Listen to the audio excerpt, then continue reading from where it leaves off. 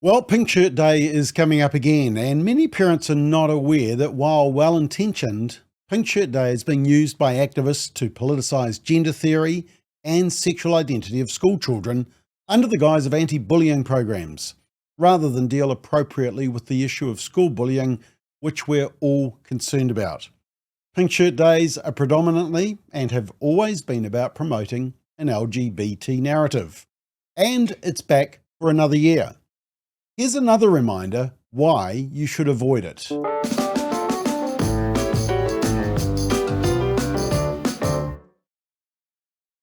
So Pink Shirt Day is back for another year in June. Schools are being offered resources, although as we'll soon find out, it's not about a day, it's about a movement. But all the resources that are being sent to gullible schools who haven't done their research, it's on their way now, as you can see, quite a package. We'll have a look at some of the package. It's very subtle. I mean, it mentions other forms of bullying, but there is a strong push to make schools LGBT schools with the help of Inside Out, Rainbow Youth, and the Mental Health Foundation. Now, if you read the blurb on Pink Shirt Day, it's about creating a community where all people feel safe, valued, and respected, regardless of gender identity, sexual orientation, age, ability, religion, or cultural background. Yes, sexual orientation and gender identity at primary school. And it's valued and respected, if you agree with the organisers. You see, parents and school leaders need to understand Pink Shirt Day for what it is. It's predominantly about promoting an LGBT narrative. I mean, look, it's kind of fairly clear, blatantly obvious, isn't it, when you look at the main logo. Now, here's the booklet for secondary schools, targeting the students as the driver of the movement. And here's the guide for primary schools. Now, before we have a look at these guides, let's have a quick look at the website and some of their social media, including last year. And there's lots of role models and influencers. For example, this one, Happy Pink Shirt Day, love from your dads. I'm not sure what that has to do with bullying, but it pushes the general narrative. Last year, we also had this role model for the kids against bullying, apparently, a drag queen, a wonderful role model for kids to look up to. And look up on the internet as well. In fact, if you look up this drag queen on the internet, you'll find this, and you'll also find this. Also, if you look this up you'll see this one. Yep. And you'll also see this one as well. Yeah. Now, look, why wouldn't you want those sort of people as role models for your children, you bigot? There's nothing sexual about it. No, just as there's nothing sexual about pussy galore and eggplants. And I have a bridge to sell you. And then they come to the real stories of real people about bullying, you ask? Don't be silly. You can guess what they're mainly about. Nat identifies as queer, non-binary, and uses both pronouns they, she. She's also a bisexual in a heterosexual relationship. Okay. And then there's finding belonging in Ta'o Māori as a gender fluid person. Tangaroa identifies as gender fluid, not identifying with any fixed gender rather than he or she pronouns. Tangaroa has recently come to prefer the term irareri, which translates to gender fluid in Te Reo Māori. The term represents a unique coming together of Tangaroa's Māori culture and gender identity, mirrored by the term takatapui, which Tangaroa also uses to refer to being Māori and identifying with diverse sexes, genders, and sexualities. Here's another one, New Zealand's first Māori transgender model. And then there's high school students who have launched a nationwide campaign for gender-neutral bathrooms in schools. Gender-neutral bathrooms in schools should be mandatory and government-funded. Seems to be a bit of a campaign here, don't you think? I mean, this next one isn't even about a person. It's about Spark's quest to make the internet more gender inclusive. They say recent years have seen increased discussion around the true meaning of gender. What is it to be male, to be female, to sit outside that binary altogether? Despite increasing awareness, many people and organisations have yet to come to terms with what gender diversity truly means, and how many of our day-to-day practices and language choices can leave those who identify outside the traditional male and female binary feeling invisible, excluded, or vulnerable.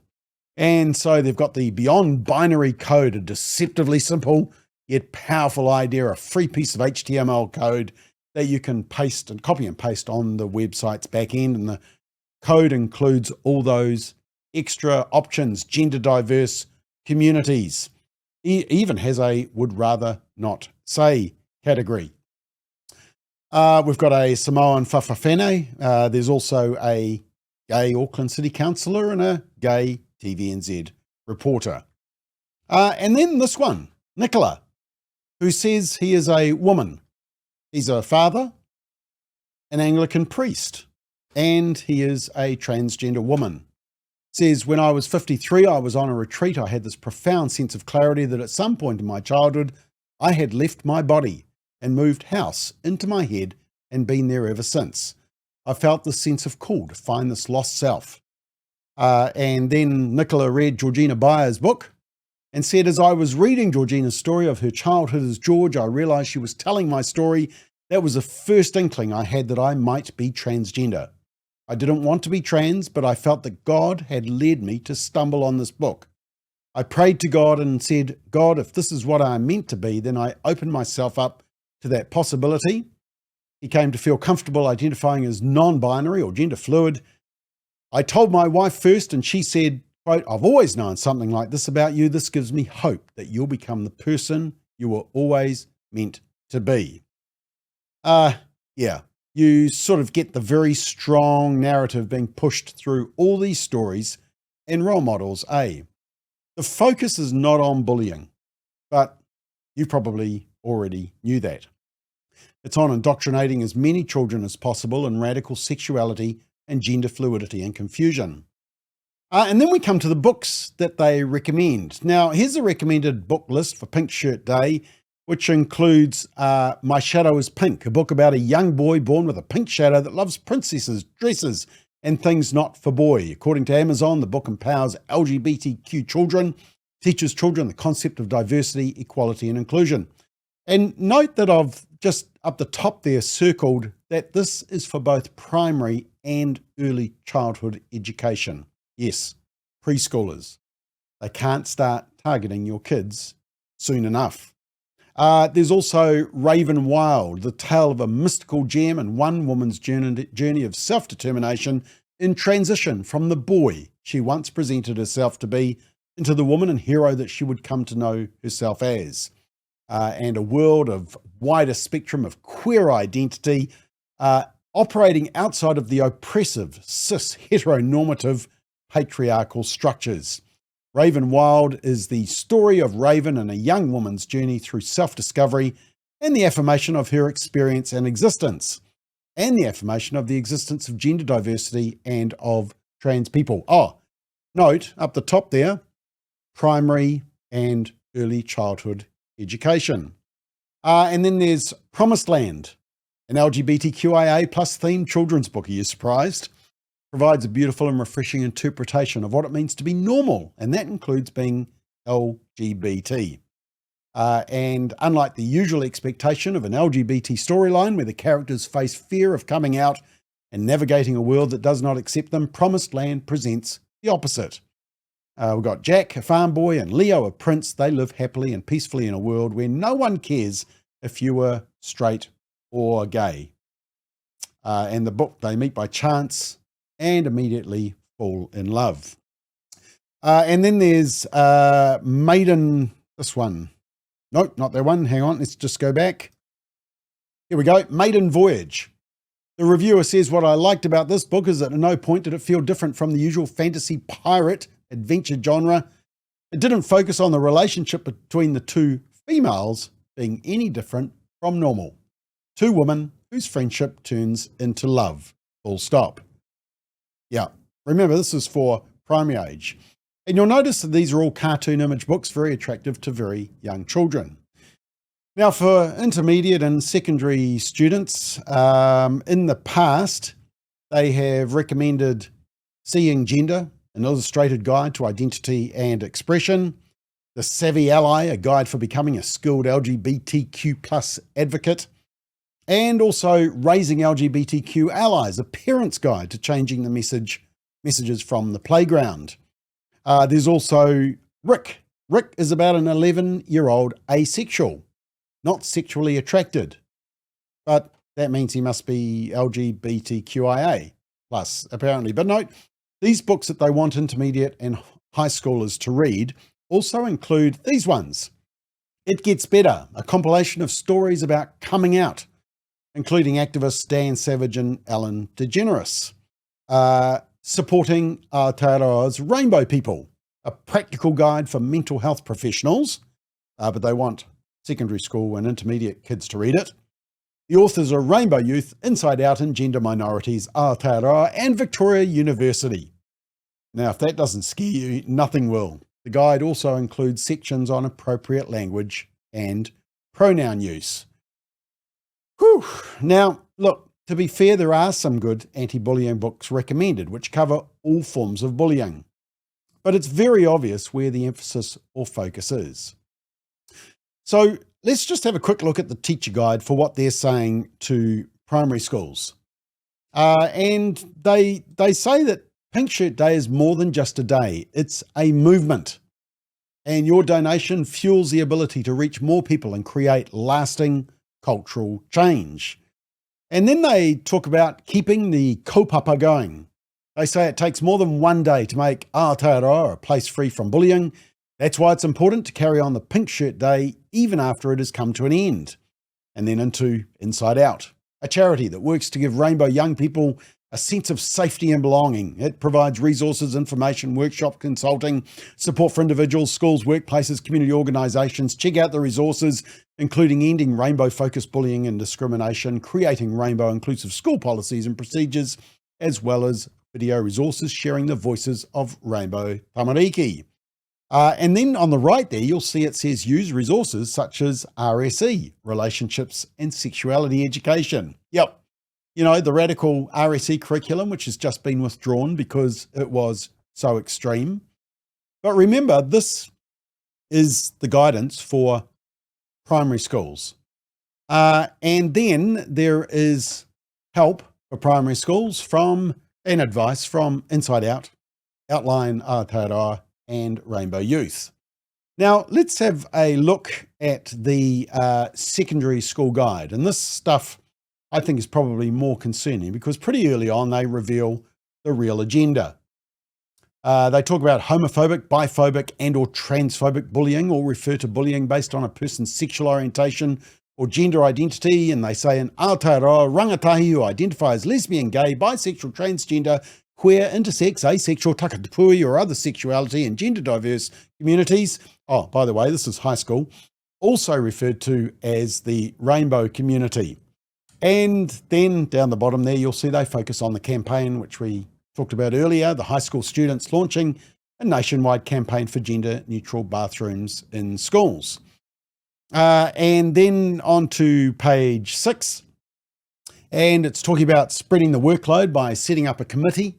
If your school has a rainbow group, see if they're keen to be involved, or just gather like-minded students to help organise activities, promote the day. Inside Out have got the resources, and you can check how to set up a rainbow group in your school. Page 7, celebrate your rainbow friends, whānau and teachers. And then page 9, keep up the mahi, start a rainbow group or join one. Rainbow groups are student-led groups or clubs that offer a safe and supportive environment for rangatahi of diverse sexualities and genders, as well as intersex and their allies. And then down the bottom, celebrate Schools Pride Week. Sign your schools up to be part of the Pride Week and join celebratory week of events that support the rainbow rangatahi. Once again, see the common theme that is coming through here. Over the right there, encourage your school to be inclusive, get Inside Out to offer resources, visit their website, great sales pitch, and then check out Inside Out resources. You know, amongst all this, if they said Pink Shirt Day is about promoting LGBT in schools, that's exactly what it is. We're being open about it. You could then get schools to say, okay, we'll take it on that basis or not. But it's the very sneakiness of Pink Shirt Day going on about anti-bullying. But in fact, that's not really what they're driving at, as you can see with all these resources, because then they say, and then some information to indoctrinate the teachers, and they talk about language and use and rules around events such as school balls, inclusive of diverse gender and sexualities, and meet with teachers and coaches to discuss strategies to stamp out homophobic banter at team training sessions and in the stands. Yeah, but teasing someone's looks or racial taunts or mocking people because of their lack of sporting ability, or teasing someone because they're not that academically smart or have a learning or physical disability, that's all okay. It's only the homophobia and transphobia that they really want the focus on. And then out the right-hand side, there's a big advertising script for Inside Out. So lots of advertising. And lastly, some stats about bullying. But note that the only bullying they're really interested in is in homophobic, biphobic, and transphobic bullying. Interestingly, based on research from 2009. In fact, I on the whole resource, I did a check for the words race, ethnicity, religion, Christian, Muslim, disabilities, weight, and reference to appearance. There was one mention, and it was of ethnicity. One. Bullying of all those groups is irrelevant. There's token gestures to these groups by talking about bullying in general through the advertising, but no specifics. But here's a really ironic bit. On the appendix, let me just enlarge this bit. So this is from this page with all the stats on bullying. But let me just enlarge that bit on the right. It shows that 1 in 5 students from ethnic communities reported experiencing racist bullying. Down the bottom there, 20%. About the same rate as the very small proportion of students who are confused about their gender and transgender at school, up the top. How many gay students were bullied? Well, according to their own research in the middle there, less than 1 in 10, 7.3%. So 7.3% of gay students are bullied, yet 20% of ethnic groups are bullied. That's a little awkward, isn't it? Yet, what is the obsessive focus of Pink Shirt Day? It's all about your sexuality and gender identity. However, on the other hand, so that's just one word in all those categories. On the other hand, the words gender or transgender appears 20 times, sexuality or sexualities 3 times, some form of trans 8 times, some form of phobic 10 times. Inside Out was mentioned 17 times. That's great marketing, isn't it? Now, you're probably asking, who are the sponsors? The usual culprits: Mental Health Foundation, Inside Out, Human Rights Commission, all government funded. And the PPTA also are there. This will give you a clue of their focus. In fact, they think that it should be celebrated every day of the year. There's also the Peace Foundation, the Quakers, Cook Island Development Agency, never heard of them, but likely government funded. Ironically, the Cook Islands are currently in a battle to declare themselves a Christian nation. There's an Indigenous youth hub in there. There's Asian Family Services, which is kind of ironic because there's lots of bullying of ethnic groups, but that's not really the focus of Pink Shirt Day. Oh, and there's Cotton On. Remember that when you go shopping next time. In fact, we've rated them as woke on our wokeup.nz website. But one of the main sponsors is the Mental Health Foundation and Inside Out. And the Mental Health Foundation did a failed campaign to retain the radical RSE program in schools. This was their open letter.